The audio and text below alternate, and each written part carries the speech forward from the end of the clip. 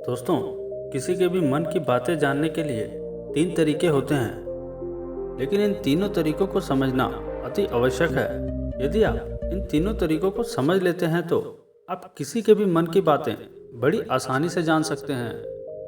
तो चलिए इसे एक बुद्ध कहानी के माध्यम से समझते हैं कि किस तरह से आप दूसरों की मन की बातें जान सकते हैं या समझ सकते हैं।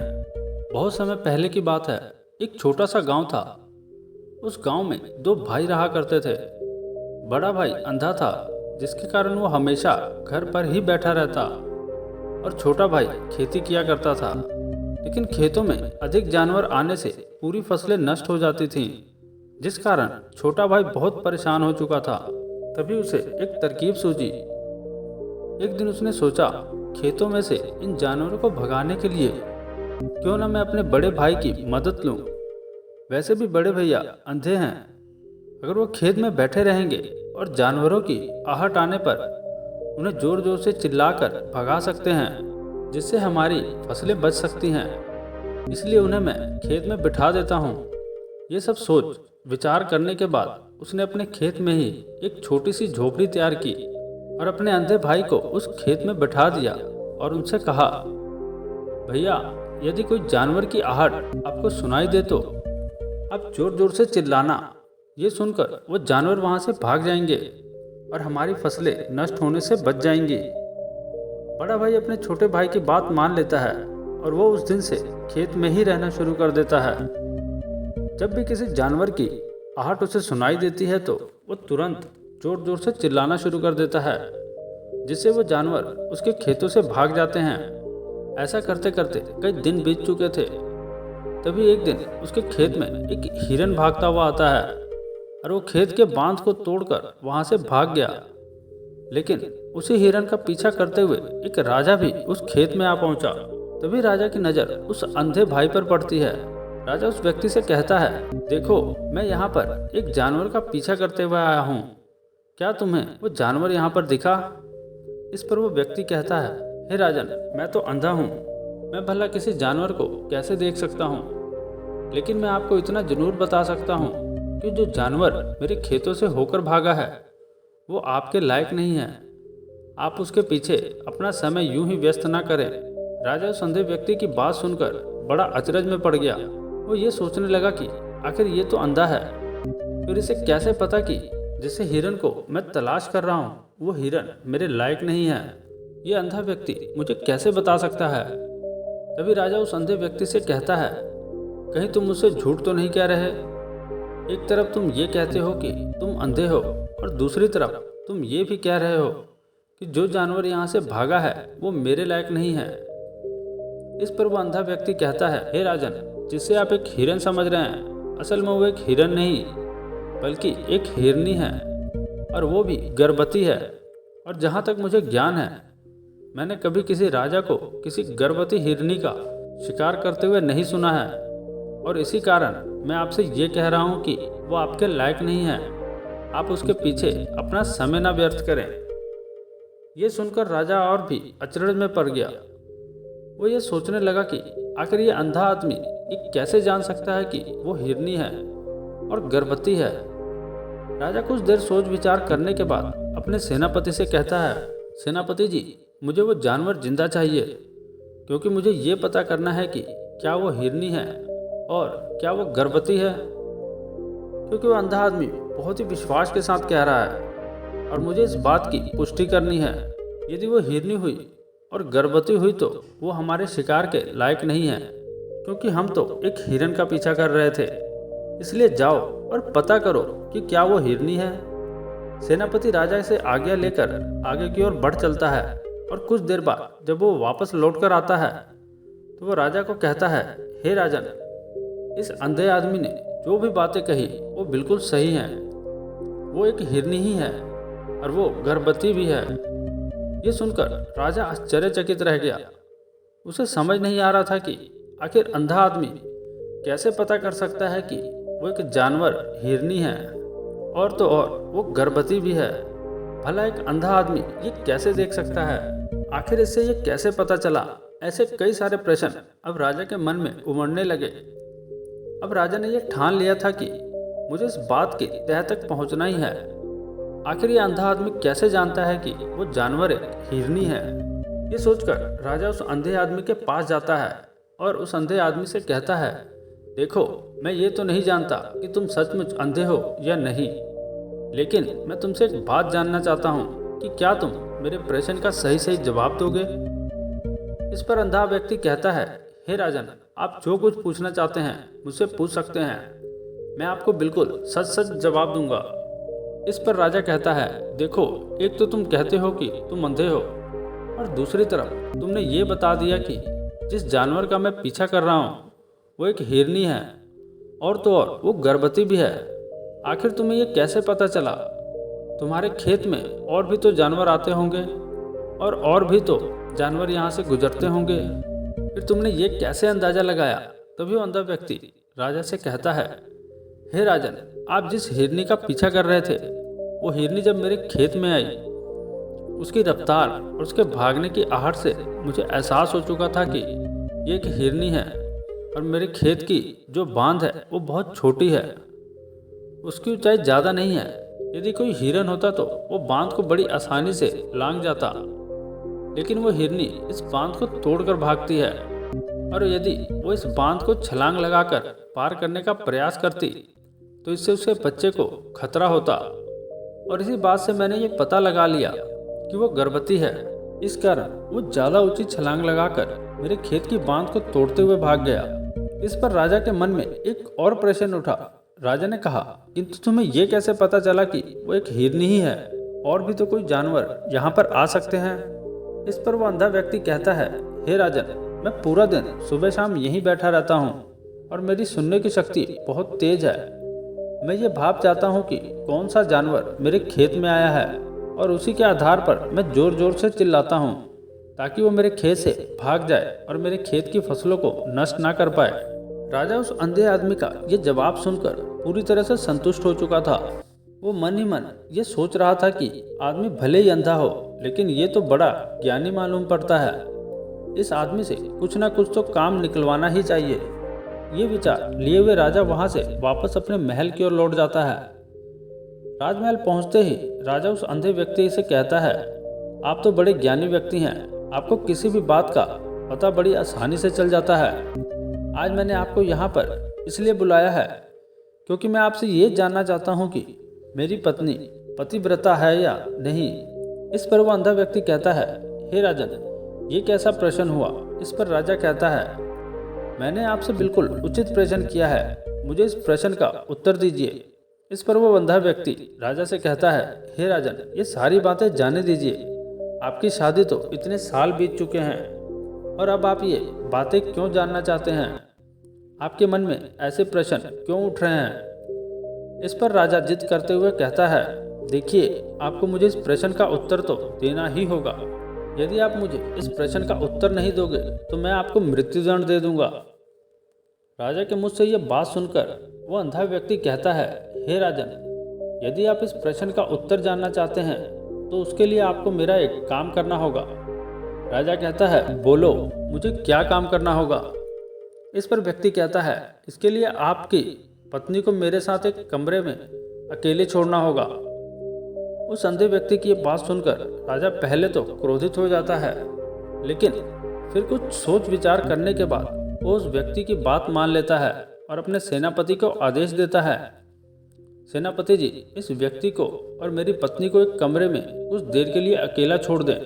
सेनापति बिल्कुल वैसा ही करता है। अब राजा की पत्नी और अंधा व्यक्ति एक कमरे में बंद हो चुके हैं। तभी वो अंधा आदमी राजा की पत्नी से कहता है, मुझे आपको छूना है।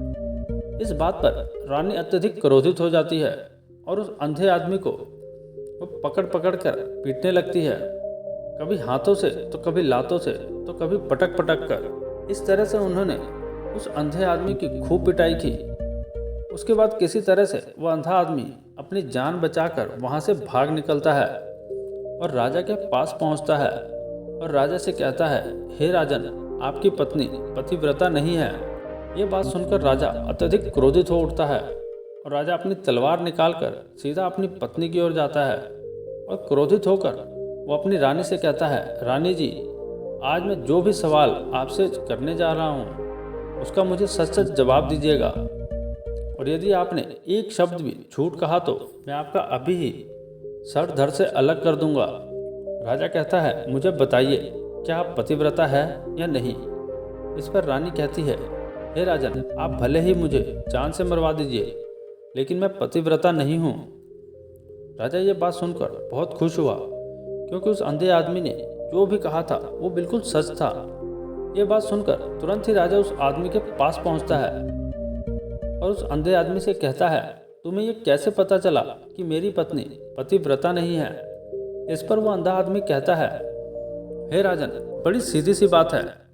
मैंने तो आपकी पत्नी से बस इतना ही कहा था कि मुझे आपको छूना है। इस बात पर वो इतना क्रोधित हो गई कि मुझे पीटना शुरू कर दिया। और भला कोई औरत किसी और मर्द को कैसे छू सकती है? लेकिन उन्होंने ना आप देखा ना ताव, बस लात घुसे मुझ पर बरसाने शुरू कर दिए। वो भी तो एक छूना ही हुआ, और एक पतिव्रता नारी कभी भी पराये मर्द को नहीं छूती। जब मैंने उसे छूने के लिए कहा तो वो उस वक्त मुझे मना कर सकती थी, लेकिन उन्होंने मुझे पीटना शुरू कर दिया और देखते ही देखते उन्होंने मेरे पूरे शरीर को छू लिया।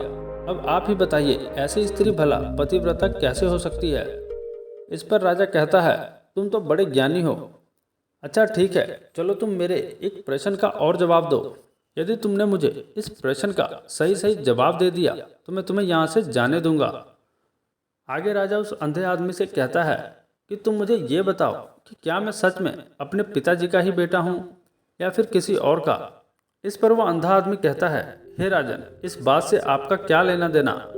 आप किसी की भी औलाद हों, आखिर आप है तो इस राज्य के राजा, इसलिए इस प्रश्न को जाने दीजिए। लेकिन राजा कहता है, नहीं, मुझे इस प्रश्न का सही सही जवाब चाहिए, अन्यथा ये प्रश्न मुझे हमेशा परेशान करता रहेगा। इसलिए मैं इसका सही सही जवाब जानना चाहता हूँ। यदि तुम इसका सही सही जवाब दे दो तो तुम यहाँ से जा सकते हो, मैं तुम्हें नहीं रोकूंगा।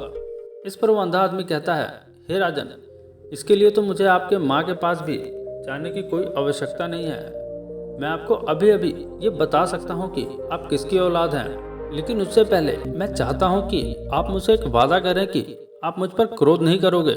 राजा ने कहा, मैं तुमसे वादा करता हूँ, मैं तुम पर क्रोध नहीं करूँगा। इसके बाद वो अंधा आदमी राजा से कहता है, हे राजन, आप हैं तो अपने ही पिता के पुत्र, लेकिन आप पर एक कंजूस सेठ की छाया पड़ी हुई है।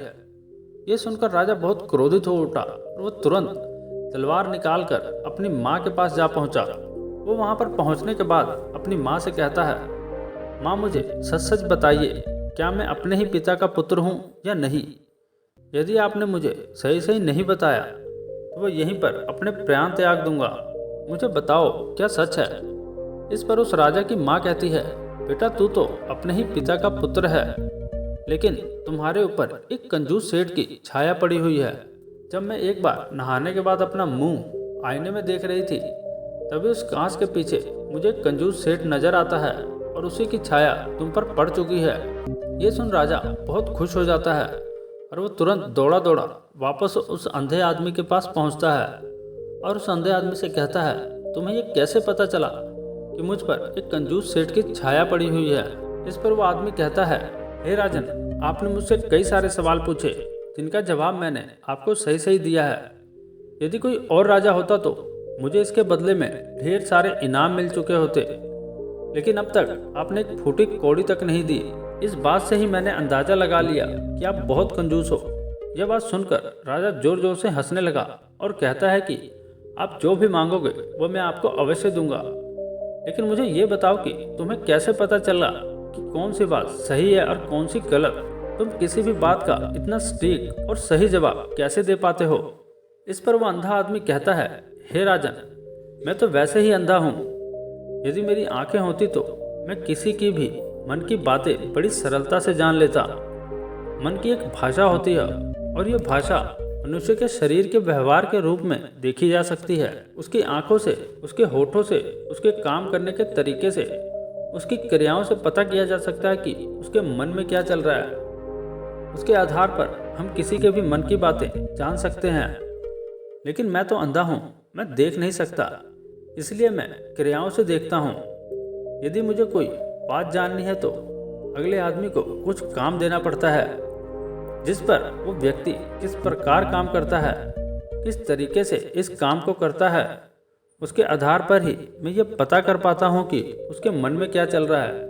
तभी वो राजा कहता है, तो क्या इसका अर्थ यह हुआ कि मैं किसी के मन की बातें जान सकता हूँ? इस पर वो अंधा आदमी कहता है, हे राजन, अवश्य आप भी किसी व्यक्ति के मन की बात जान सकते हैं, किंतु उससे पहले आपको उसके ऊपर काम करना होगा, और वो काम है अपने मन को शांत कर अपने मन को वर्तमान में लाना, जिसके लिए मैं आज आपको 3 तरीके बताने जा रहा हूँ। और ये तीनों ही तरीके बड़े ही आसान और सरल हैं।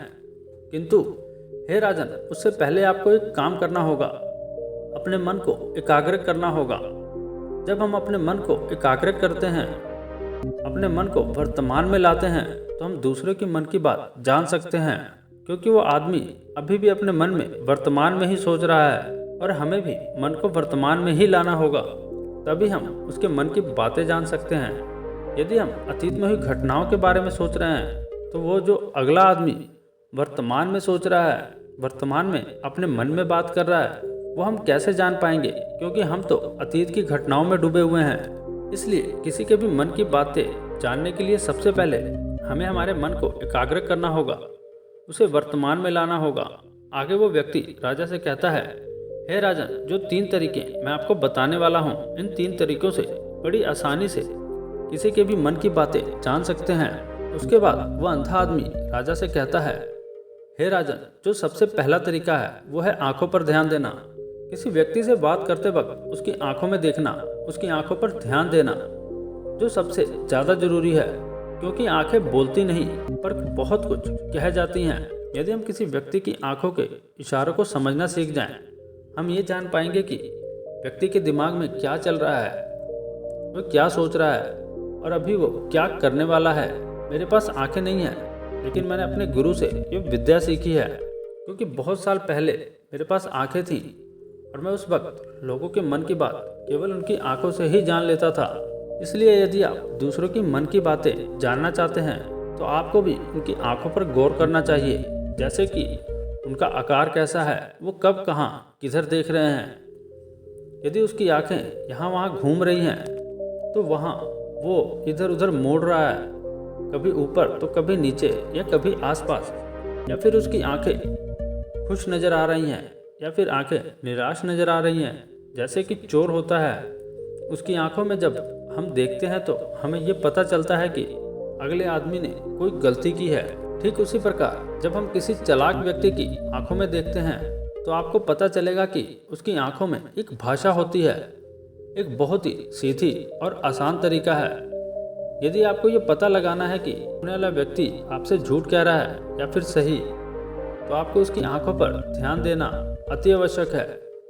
यदि आपसे बात करते वक्त वो व्यक्ति अपनी आंखें यहाँ वहाँ घुमा रहा है, ऊपर नीचे इधर उधर दाएं बाएं, तो इसका अर्थ ये हुआ कि वो इस बात से निकलने वाला कोई रास्ता ढूंढ रहा है, तो कोई झूठ बना रहा है। यदि सामने वाले व्यक्ति आपसे कुछ झूठ कहने का प्रयास कर रहा है, तो वह आपसे नज़र नहीं मिलाएगा, वो यहाँ वहाँ देखेगा, ऊपर नीचे देखेगा, लेकिन वो आपकी आंखों में आंखें डालकर कभी नहीं देख पाएगा, क्योंकि उसे डर है कि यदि उसकी आंखों में आंखें डालकर देखी तो उसका झूठ पकड़ा जाएगा और लोगों को सच्चाई का पता चल जाएगा।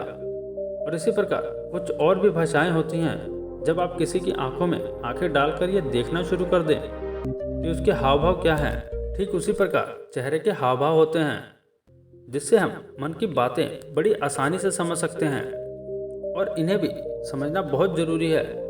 कभी कभी कोई व्यक्ति अपने चेहरे से, जैसे आँख, होंठ और बहुत से कुछ अलग अलग व्यवहार करता है।